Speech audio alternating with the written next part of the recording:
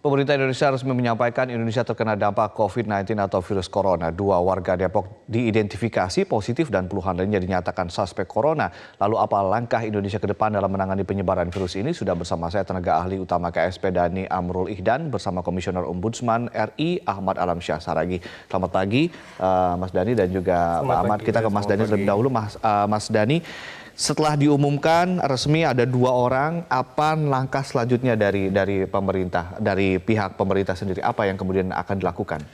Oke, pertama pemerintah fokus terhadap patient safety. Jadi yang saat ini sudah ditangani di rumah sakit pusat infeksi, itu ditangani dengan sungguh-sungguh fokus dengan menurunkan tenaga-tenaga medis yang memang related, berkaitan dan sangat menguasai di bidang infeksius. Lalu yang kedua, Presiden juga jelas sudah meminta kepada semua masyarakat menjadikan peristiwa ini untuk kita melakukan kegiatan perbaikan kualitas kehidupan, kualitas gizi, kesehatan lingkungan yang terus dipelihara.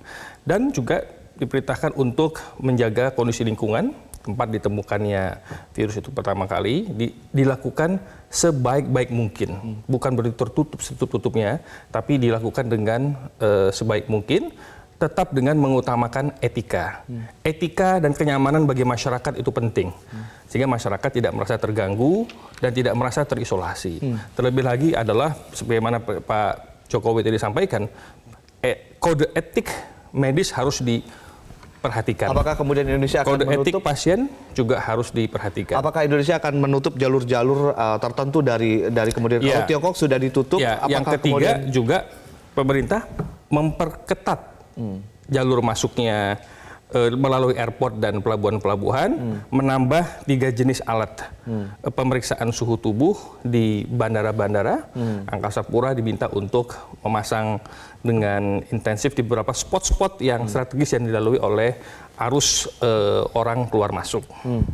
Nah, itu dilakukan secara komprehensif dengan ukuran-ukuran yang jelas, dan Presiden juga minta agar ada penyempurnaan protokol-protokol, baik protokol informasi, komunikasi publik, integrasi komunikasi, juga protokol-protokol penanggulangan, pencegahan wabah corona. Jadi sebetulnya ini semua sudah sejalan dengan instruksi Presiden nomor 14 tahun 2019, Presiden sudah membuat Inpres tentang penanggulangan wabah dan pandemi global. Dan ini dikejawantahkan oleh Kementerian Kesehatan dengan membuat suatu pedoman-pedoman yang lebih teknis dan dipastikan pedoman itu bisa berjalan dengan baik, detail, terukur di lapangan, sehingga memberikan tingkat kepercayaan publik yang semakin baik. Mas Dhani, pemerintah kan mengajak masyarakat untuk tidak panik buying. Mungkin Mas Dhani ingin juga menyampaikan pada masyarakat apa sih yang terjadi ketika panik buying ini? Apa yang dikhawatirkan ketika terjadi panik buying? Ya, pertama percayakan itu kepada pemerintah. Sering-sering lihat di TV bagaimana narasi Presiden memberikan keyakinan terhadap masyarakat seluruh rakyat Indonesia untuk tenang dan tidak melakukan rush atau pembelian barang-barang yang berlebih. Pak Menko juga sudah menjamin bahwa stok barang kita, logistik, beras, semua bahan baku sampai dengan Lebaran, setelah Lebaran juga sudah diatur, sudah direncanakan. Jadi tidak akan ada, insya Allah tidak akan ada kelangkaan barang-barang. Pihak penegak hukum juga Pak Kapolri juga sudah menyampaikan bahwa akan menindak tegas oknum-oknum yang terbukti melakukan penimbunan yang merugikan dan menguntungkan pihak-pihak tertentu. Sebelum kita ke Pak Ahmad, Mas Dhani, apa yang terjadi? Apa yang sudah disiapkan oleh pemerintah? Tadi Anda katakan bahwa ada pedoman-pedoman, di instruksi Presiden, ada pedoman-pedoman yang jelas. Apa yang akan dilakukan ketika ini benar-benar menjadi outbreak atau benar-benar menjadi wabah? Ini yang dikhawatirkan oleh semua masyarakat Indonesia. Sebagaimana yang dilakukan oleh negara-negara lain, di Jepang, di Korea, menambah kapasitas rumah sakit. Kalau sekarang Kementerian Kesehatan sudah menyiapkan 100, ini akan dibuat 100 lebih. Nah, tadi malam di ILC juga sudah disampaikan bahwa Persi juga sudah menyiapkan list rumah sakit yang memang siap untuk menangani pasien infeksius khususnya corona. Jadi beberapa rumah sakit swasta, rumah sakit BUMN juga disiapkan, siap membantu. Jika pemerintah memasukkan itu dalam list, maka rumah sakit swasta, rumah sakit BUMN siap untuk mensupport. Jadi apabila ini terjadi, worst case-nya terjadi peningkatan jumlah yang terjangkit virus corona, maka kapasitas rumah sakit harus ditingkatkan, laboratorium dalam rumah sakit harus dibagusin, ruang isolasi juga harus distandarkan dengan standar WHO untuk penanggulangan penyakit wabah menular seperti ini. Baik, kita ke Pak Ahmad. Kalau dari Ombudsman sendiri, kenapa sampai masyarakat terjadi panik buying? Apakah masyarakat tidak dapat sosialisasi yang baik terkait dengan apa saja yang sudah disiapkan oleh pemerintah? Apa yang kemudian sosialisasi pemerintah terkait dengan virus COVID-19 sendiri? Iya, saya kira kita harus lihat secara objektif saja ya. Tapi menurut saya ini juga sebetulnya bagus sebagai satu proses feedback sendiri untuk government, untuk pemerintah kita. Saya agak mundur sedikit, maksud tahun tanggal 23 Januari yang lalu kita lihat di luar itu sudah mulai ada opini bahwa Indonesia itu underrated terhadap virus corona. Dan kemudian kita lihat, oke, kalau begitu kita juga perlu ambil sesuatu tindakan di Ombudsman. Kita menerbitkan peringatan dini dari Ombudsman yang juga kemudian dipublish, ada 5 hal itu.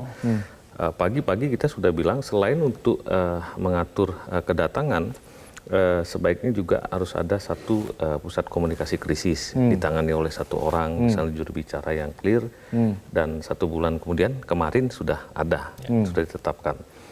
Kemudian kita juga bilang perlu skema perlindungan dan evakuasi warga yang di luar. 2 kali kita sudah lakukan, satu dari Wuhan sendiri, dan kemudian ada karantinanya dilakukan dengan baik, komunikasi ke publik juga bagus. Kemudian yang terakhir, yang dengan kapal.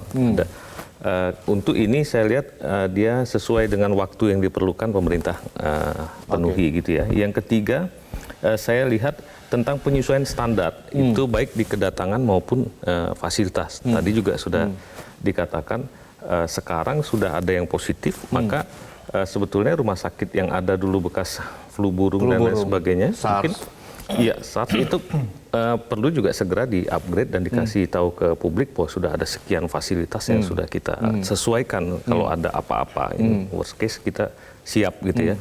Dan itu mungkin juru bicara perlu mengulang-ulangnya supaya orang juga merasa tenang. Kemudian yang kedua di kedatangan, memang kemarin agak crowded sedikit ya. Ini mungkin masalah jumlah personil kita yang ada dan kapasitas yang tersedia. Kemarin kita pantau ada 4 pelabuhan udara. Di situ ada namanya Pusat untuk Kesehatan Pelabuhan, KKP. Di sana memang kalau kita lihat dari proses thermoscanner yang terjadi kurang menghitung tentang antrian waktu. Flow, akhirnya antrian begitu ya, Pak Kita bayangkan kemarin kalau ada 150 orang, kita pakai setengah menit, 30 detik, itu butuh 75 menit gitu ya. Nah ini juga menyebabkan akan ada QE, antrian yang kemudian menyebabkan. Ya, nah itu satu hal yang harus juga disesuaikan segera. Dan terakhir tentunya pemerintah juga harus secara berkala melalui jubirnya mengupdate situasi agar masyarakat bisa tahu, oh perkembangan kita sampai sini dan kami harus melakukan apa, kalau ada panik buying bagaimana antisipasinya, semua bisa tetap tenang. Pak Ahmad, ini yang menjadi pertanyaan banyak pihak, bahwa corona sudah terjadi di luar negeri, tetapi kemudian masyarakat ini bertanya-tanya, sebetulnya virus ini virus apa? Bagaimana kemudian dia bisa terjangkit? Bagaimana dia bisa disembuhkan? Bagaimana setelah itu penanganan di rumah sakit? Fasilitasnya apa saja? Kalau dia tidak bisa bertahan di pemulasarannya seperti apa? Kalau dia sembuh seperti apa? Kembali ke masyarakat seperti apa? Ini ternyata faktanya memang harus kami nih orang media yang kemudian menelusurinya. Sosialisasi dari pemerintah itu dirasa kurang. Ini mungkin kita akan ulas usai jeda, Pak Ahmad dan juga Mas Dhani, dan pemirsa tetaplah bersama kami segera kembali untuk Anda. Anda kembali bersama kami di Metro Pagi Prime Time. Mas Dhani, kalau kita lihat masyarakat panik karena mungkin masyarakat itu tidak tahu mulai kenapa dia bisa terjangkit, mungkin kenapa bisa masyarakat, bagaimana mereka bisa masuk rumah sakit fasilitasnya seperti apa, ketika dia disembuhkannya dengan cara apa, lalu kemudian apakah semematikan itu virus corona, sehingga kemudian masyarakat panik. Ini sosialisasinya kalau menurut kami memang kurang. Apa kemudian dari tanggapan dari pihak Anda, Pak? Baik, pertama kan memang tingkat mortalitas, tingkat kematian variannya kan tidak sebesar flu burung ataupun virus-virus yang lain ya, dengan tingkatnya kurang dari 3%. Tapi sungguh pun demikian, penyakit ini kita juga harus antisipasi plan A, plan B, plan C-nya. Kalau tidak, ya kita juga akan kebobolan juga. Maka pemerintah serius dan fokus. Nah, untuk itu di dalam penanganan yang digariskan di dalam Juklak Juknis dalam bentuk pedoman kesiapsiagaan menghadapi infeksi coronavirus, ini Kementerian Kesehatan Dirjen P2P kan buat pedoman Pak, Juklak Juknisnya, termasuk di situ mengkategorikan yang disebut pasien dalam pemantauan, pasien dalam pengawasan. Ini treatmentnya beda-beda. Jadi kalau kita gejala batuk, panas, demam yang berkelanjutan, ya kan? Nah itu diklasifikasikan Pak. Nah, oleh karena itu dengan pengklasifikasian yang ketat ini, pasien akan dikategorikan, oh ini masih dipantau. Kalau dipantau itu cukup di rumah aja, tapi dipantau secara intensif oleh tenaga medis yang berkaitan akan datang secara intensif untuk memonitor bagaimana progresnya. Tapi kalau sudah di pengawasan ini memang dia kepada suspek. Nah, ya. ini yang kemudian masyarakat Ya kan? banyak juga bertanya, kenapa orang dibawa dari KRI harus diobservasi di sebuah pulau? Kenapa orang yang berkontak dengan dua yang sudah positif di Depok kemudian hanya dirumahkan saja? Ya. Ini juga masyarakat juga belum teredukasi dengan baik mengenai orang dalam pengawasan, orang yang kemudian close begitu dengan yang pasiennya ini juga belum benar-benar disosialisasi dengan baik, Pak. Memang kita juga melakukan evaluasi. Pemerintah juga melakukan evaluasi tentang metodologi komunikasi yang terbaik untuk masyarakat. Karena komunikasi publik pun juga harus baik, juga berdasarkan koridor yang sudah ditetapkan oleh WHO, Pak, untuk tidak menimbulkan panik yang berlebihan.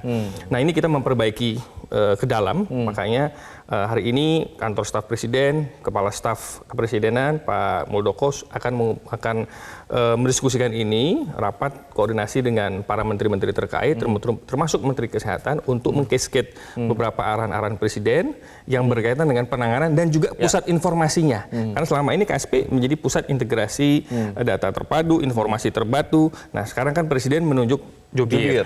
Kan? Nah, Sesdirjen Pak Juri untuk Jubir ini koordinasinya dengan Kemenkes atau dengan KSP nanti?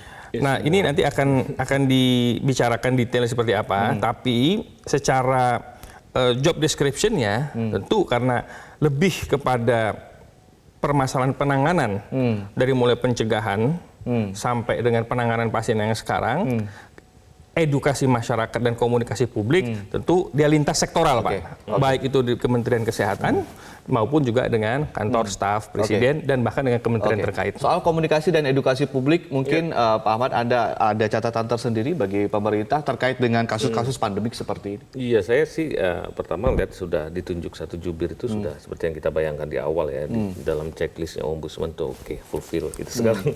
Tapi kemudian seperti yang dibilang oleh Pak Dhani tadi ya, kemudian harus segera berkoordinasi karena kan skema-skema komunikasi itu akan segmented sesuai dengan apa sasarannya. Kami berharap ada update secara berkala, jadi bisa disampaikan dan kemudian informasi juga disebar ke media supaya media juga tidak harus mencari terlalu lama dan kemudian tiba-tiba ketika diterbitkan ke publik agak spekulatif. Karena kan banyak pertanyaan-pertanyaan seperti tadi.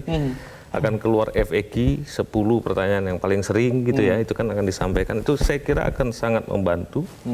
Dan kedua, satu aspek nanti di komunikasi yang juga cukup penting itu poin nomor 5 dari early warning kami yang kami belum lihat ada tindak lanjutnya, tapi mudah-mudahan dalam waktu dekat bisa, Pak Dhani, itu adalah review terhadap investasi yang menggunakan tenaga kerja asing spesifik, apalagi yang dari Cina. Jangan sampai investasinya kemudian ikut terganggu, ada kemudian delay waktu, efek ke perekonomian lokal juga kemudian kerasa. Nah, ini kemudian tentunya kan harus diantisipasi supaya orang kemudian tidak menjadi pesimis terhadap situasi ini, orang tahu bahwa ini temporer dan kita ke depan akan tetap berjalan lebih baik. Kira-kira begitu. Tapi Pak Ahmad, soal yang sekarang yang terasa nih, orang khawatir kalau saya ke apotik, sanitizer saja sudah sulit didapatkan, masker sudah sulit didapatkan. Kemudian ini kan sejak 2-3 minggu lalu ditanyakan kepada Menteri Kesehatan, Pak ini masih nggak ada Tapi jawabannya kemudian seperti itu. Apa yang seharusnya dilakukan oleh di pemerintah? mana-mana kalau situasi yang sangat situasional seperti ini ya, insidentil seperti ini, tidak bisa kita serahkan pada market deh. Itu negara lain juga tahu. Mungkin dengan adanya satu pusat komunikasi krisis ini, setidak-tidaknya stakeholder mulai diajak untuk ikut sama-sama. Tolong jangan jual dengan harga tinggi, jangan ada spekulasi. Dan pemerintah juga sekali harus kasih warning yang memanfaatkan situasi untuk Haruskah pemerintah membagikan masker gratis dan juga membagikan sanitizer gratis? Betul, satu mengingatkan dulu supaya produsen kemudian nggak berspekulasi dengan harga yang tinggi. Tapi kita tahu kalau dalam situasi panik pasti supply akan terbatas. Maka ya pemerintah juga harus mengajak supaya semua orang ikut berkontribusi. Perusahaan-perusahaan juga kalau bisa ya ikut berkontribusi memberikan masker gratis. CSR-nya BUMN daripada kita pakai untuk yang event-event yang nggak terlalu penting, sekarang kan kita bisa pakai untuk bantu membuat sesuatu. Sehingga masyarakat merasa bahwa pemerintah sangat concern dan kami tahu harus bertanya kemana, ya kemudian kita bisa melakukan aktivitas seperti biasa. Itu pasti terjadi, panik itu. Tapi menurut saya memang tantangan kita adalah bagaimana mereduksi panik ini kemudian kembali mendekati normal. Harus ada tangan-tangan negara begitu benar-benar hadir begitu. Mas Dhani, seperti apa nih? Apakah perlu juga kemudian harus dilakukan simulasi besar-besaran oleh pemerintah mengedukasi masyarakat, lalu kemudian juga tadi melibatkan CSR dan segala macam untuk menyediakan suplai yang cukup untuk masyarakat? Ya, jadi memang sekarang R&D, Research and Development untuk memproduksi obat-obatan dan juga vaksin yang ditujukan untuk virus-virus berbahaya seperti corona, sekarang di BUMN Farmasi sedang disiapkan, Pak. Sedang disiapkan vaksin-vaksin baru melalui transfer of teknologi, upgrading, upscaling, ya kan, menambah kapasitas bahan baku, itu lagi disiapin R&D-nya. Karena memang selama ini, Pak, memang R&D-nya kita itu kecil, Pak. Kalau research and development untuk obat dan vaksin itu harusnya di atas 20%, Pak. 18, 19, 20%. Rata-rata kalau di perusahaan farmasi besar di dunia itu R&D-nya pasti di atas 17-18%. Tapi Indonesia, BUMN kita memang ada masalah juga di R&D-nya ini. Kalau ada anggarannya paling di bawah 5%, Pak. Nah, ini sekarang kita tingkatkan, harus dibudgetkan di dalam RKAP-nya BUMN Farmasi kita, Bio Farma, Kimia Farma, untuk melakukan menganggarkan R&D. Itu untuk kedepannya begitu ya? Untuk jangka pendek, kita sudah koordinasi dengan perusahaan-perusahaan farmasi yang memproduksi masker, itu agar bisa segera didistribusikan. Karena mereka sebetulnya juga sudah membuat perencanaan, tapi kan ini ada permintaan yang banyak, sehingga perlu disiapkan langkah teknisnya, pendistribusian dan sebagainya. Nah, ini kita terus berkoordinasi sehingga ekspektasi masyarakat untuk mendapatkan alat-alat bantu itu bisa seperti sanitizer, sabun antiseptik itu juga kemudian sekarang sudah langka, Pak, di apotik-apotik. Ini kan bentuk kepanikan. Apakah kemudian akan ada mekanisme tertentu dari pemerintah? Jadi ada mekanisme, kita akan terus intensif lakukan koordinasi, dan juga produksi barang itu sebetulnya ada. Cuman kan barang-barang itu kan terbatas, merata juga. Gitu kan. Dan pendistribusiannya juga tidak merata kan, Pak Ahmad? Tidak merata. Apalagi ini kan penyebaran dari flow pembeliannya juga kan nggak merata, spot-spotnya. Spot yang ini besar, spot yang ini kecil, nggak ada. Nah, itu kita mesti manage mana-mana yang permintaannya besar, itu kita akan drop dalam jumlah yang lebih besar. Nah, inilah dalam waktu minggu-minggu ini kita concern untuk melakukan lintas koordinasi, dan kita minta kepada lembaga-lembaga terkait termasuk industri farmasi tadi untuk bisa menyiapkan sesuai dengan demand and supply-nya. Jadi mekanisme pasar kita ikuti. Mas Dhani, terakhir, ini masyarakat kan banyak sumbernya ya, soal corona, soal apapun itu dari sosial media, lewat kemudian ada satu grup WA dan segala macam. Sekarang kan pemerintah menunjuk satu jubir, kemudian koordinasinya harus satu pintu saja. Apa yang kemudian ingin Anda sampaikan pada masyarakat agar satu sisi masyarakat juga mempercayai yang satu pintu ini, satu sisi juga kemudian pemerintah juga berkomitmen untuk memberikan keterbukaan informasi, kemudian benar-benar hadir dalam situasi yang sudah seperti ini? Pertama, dalam top of mind-nya masyarakat, dalam mindset-nya adalah berpikir positif dulu, Pak. Berpikir positif. Kalau kita sudah berpikir positif, insya Allah kita akan punya banyak jalan untuk mengantisipasi situasi-situasi, Pak. Itu berpikir positif penting. Yang kedua, media sosial digunakan sebaik-baiknya untuk kerangka menambah informasi. Tapi dipilih dan dipilah secermat mungkin agar tidak menimbulkan misinformasi dan bahkan menambah suasana kepanikan. Nah, cari masuk kepada website yang memang betul-betul bisa memberikan edukasi. Atau buka benar-benar websitenya hanya fokus Kementerian pada Kesehatan, pernyataan buka 1.7 websitenya tadi ya? kantor staf presiden, itu akan mengupdate Pak perkembangan jumlah pasien maupun beberapa hal yang menyangkut kepada penyebaran virus ini. Sedikit mungkin Pak Ahmad sebelum kita closing statement mungkin sekalian untuk pemerintah dan juga untuk masyarakat. Ya, pemerintah sudah maju sekarang satu step gitu ya, sudah mau menyiapkan satu pusat komunikasi krisis dan ombudsman tetap memantau seperti yang kita lakukan minggu per minggu ini. Kita punya 34 perwakilan dan kepada warga negara apabila Anda ada kesulitan dalam pelayanan terkait dengan penanganan virus corona ini, Anda tidak perlu harus juga ragu-ragu untuk bisa melapor ke ombudsman dan biasanya kami akan koordinasikan langsung karena ini sifatnya butuh cepat. Kami akan membuat satu skema ya administrasi yang tidak akan seperti laporan-laporan umumnya. Kira-kira yang paling penting tenang dan yakin bahwa sebentar lagi kita bisa keluar dari krisis ini. Baik, amin. Jadi Ombudsman juga tetap memantau begitu ya, dan menampung semua keluhan-keluhan dari masyarakat untuk kemudian disampaikan kepada pemerintah. Terima kasih Mas Dhani juga Pak Ahmad telah berbagi informasi bersama kami di Metro Pagi Prime Time, dan pemirsa tetaplah bersama kami. Kami segera kembali dengan informasi diantaranya Institut Teknologi Surabaya tengah merancang kapal perang canggih yang memiliki 3 kemampuan, salah satunya menyelam.